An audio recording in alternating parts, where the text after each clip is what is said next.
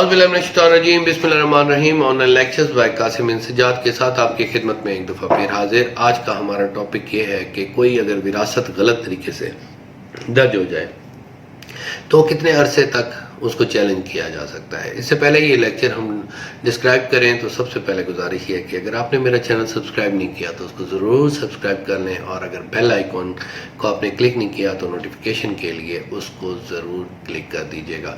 तो विरासत क्या है? विरासत एक शरई हक़ है, और विरासत अगर गलत कर दी गई है तो इस दुनिया में अगर नहीं चैलेंज की गई तो क़यामत वाले दिन तो शरई कानून के मुताबिक और शरीयत के मुताबिक जो हमारे नबी और आका हज़ूर सल्लल्लाहु अलैहि वसल्लम और हमारे अल्लाह ताला ने हमें दी है तो उस पर तो अमल करना ज़रूरी है। तो इसकी लिमिटेशन नहीं है। तो ये आम तौर पे जो सिविल केसेस होते हैं वहाँ पर लिमिटेशन होती है कि ज़मीन है, अपने मुआहदा है, आपका मुआहदे की सूरत में आपने उसे 3 साल में चैलेंज करना है, अगर नहीं किया तो फिर आपको विशिएट हो जाएगा। इसी तरह कोई और है तो वो 3 लिमिटेशन है, लिमिटेशन एक्ट के मुताबिक। लेकिन जो विरासत का मामला है, क्योंकि ये एक राइट है किसी भी बच्चे का या उसके दादा का या उसका पोते का या उसकी किसी भी पेडिग्री टेबल में कहीं पर भी वो मौजूद है, तो उसको अल्लाह ताला ने ये हक़ दिया है कि वो ले। वो उसका पैदाइशी हक़ है। वो हक़ पैदाइशी होने की वजह से उसको लिमिटेशन में आमतौर पे नहीं लिया जाता। 1-2 अथॉरिटीज़ मैंने ये भी देखी हैं कि जिसमें उन्होंने कहा है कि आप लेट आए हैं तो आपको नहीं होना चाहिए। लेकिन बेसिकली जो है, अगर आप ये प्रूव कर दें कि विरासत ही गलत हो गई। 1937 का एक विरासत का इंतकाल मैंने चैलेंज किया था, वो टूट गया था क्योंकि उसमें जो पेडिग्री टेबल या वो शिजरा नसब जिसे कहते हैं, शिजरा नसब जो था वो गलत बना हुआ था और उसको कैंसिल कर दिया गया। और वो यहाँ पर अपील में भी इंडमिनी खारिज हो गया, हाई कोर्ट में उसका अभी चल रहा है। तो अरसा गुजर जाता है। तो सवाल ये अक्सर किया जाता है कि विरासत को हम चैलेंज कर सकते हैं या नहीं कर सकते। तो विरासत चैलेंज करना ज़रूर चाहिए, ये आपका हक़ है। अल्लाह ताला ने आपको ये हक़ दिया कि आप ये चीज़ जो है ना, आपके खून की वजह से मैंने आपको दे दी।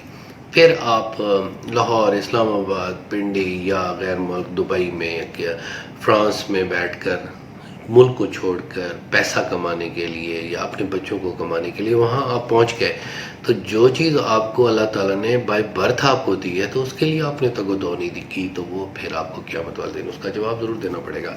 तो विरासत चैलेंज करें, अगर आप गलत है तो किसी को अपना हक़ ना खाने दें, लेकिन गलत तौर पे भी किसी को प्रॉब्लम में ना करें। इसका तरीक़ाकार क्या होगा? इसका तरीक़ाकार ये होगा, सूट फॉर डिक्लेरेशन या इस्तक़रार हक़ का आप दावा करेंगे, उसमें पूरा एक निज़ाम लिखेंगे, ये वारिस है। उसमें आपको क्या करना पड़ता है, उसमें एक शिजरा नसब देखना पड़ता है। आप कभी पुराना रिकॉर्ड देखें या भी देखें तो जमाबंदी को ज़रा समझें कि वो उसमें होता क्या है। सबसे पहले एक इंडेक्स होता है, इंडेक्स में वो खसरे नंबर लिखे होते हैं। उसके बाद शिजरा नसब होता है, नसब।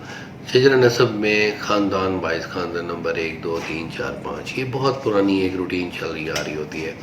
तो किसी जमाबंदी के साथ नहीं होता, किसी के साथ होता है। तो शिजरा नसब में ख़ानदान जो मौजूद होता है, उस ख़ानदान को आप चेक करते हैं, उसमें लिखा होता है अलिफ बे जीम दाल ज़ैद बकर ये वो, फिर उसके नीचे उसका बेटा, फिर उसका बेटा, और वहाँ इंतकाल भी लिखा होता है कि ये विरासत कब हुई है। उसके नीचे खाते लिखे होते हैं, तो वहाँ खाते से आप पहुँच जाते हैं। तो पुराना रिकॉर्ड जो है, जो मैंने अक्सर देखा था, उसमें से यहाँ से ट्रेस आउट होता है।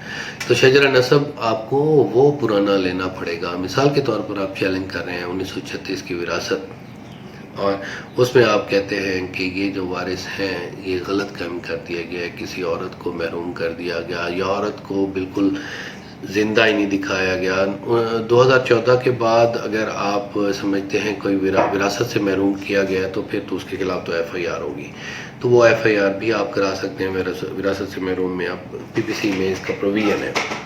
और तो वो आपने प्रूव करना है कि ये जो تھی وہ زاہد کی بیٹی تھی یا اس کی ماں تھی یا اس کی بیوی تھی. عام طور پہ کیا ہوتا ہے ایک بیوی سے محروم کر دیا جاتا ہے, دوسرے کو دوسری بیوی والے لے لیتے ہیں. تو اس کے علاوہ بہن کو جائیداد نہیں دی جاتی یا پوتی کو جائیداد دے دی جاتی ہے, یا اب پوتے کو ساری پراپرٹی دے دی. تو ہبہ, تملیک اور سیل, یہ تین چیزیں سمجھنے کی بات ہے کہ تملیک کو سمجھیں, ہبہ کو سمجھیں, سیل کو سمجھیں, اس میں بیانات جو فیصلہ لکھا ہوتا ہے اس کو سمجھیں. شجرہ نسب دیکھیں, شجرہ نسب آپ کے پاس اگر اویلیبل ہو جاتا ہے کہ وہاں پر پیڈیگری ٹیبل میں اس شجرہ نسب میں آپ کے جو مطلوبہ ریزلٹس ہیں اس کے مطابق نظر آ رہا ہے تو اس کو شامل کریں. اس کو شامل کرنے کے بعد کسی ایکسپرٹ لائر سے یہ آپ نے لکھنا ہے, کیونکہ وہ جو دعویٰ لکھا جاتا ہے اس میں خاص طور پہ جو دوسرا اور تیسرا پیراگراف ہوتا ہے اس میں یہ ڈیٹیلز ہوتی ہیں. اس کو آپ پڑھیں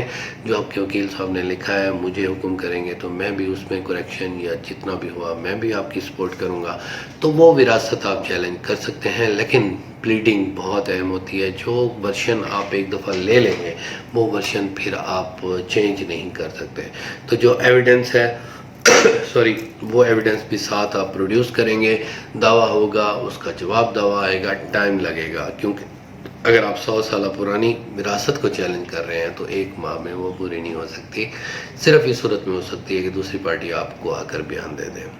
تو اس طرح یہ ہو سکتا ہے کہ آپ یہ کہیں کہ یہ وراثت غلط ہو گئی ہے اس موضوع میں. خاص طور پہ کلیمز اور RL2 میں نے یہ دیکھا ہے کہ ایک شخص تھا, وہ پاکستان بننے سے پہلے انڈیا رہتا تھا, اس کا کلیم آیا, کلیم آنے کے بعد اس کو 2 اضلاع میں وہاں پر اس کو زمین مل گئی. تو ایک جگہ اس کے وارثان کو ٹھیک مل گئی, دوسرے کا پتہ ہی نہیں تھا ان کو.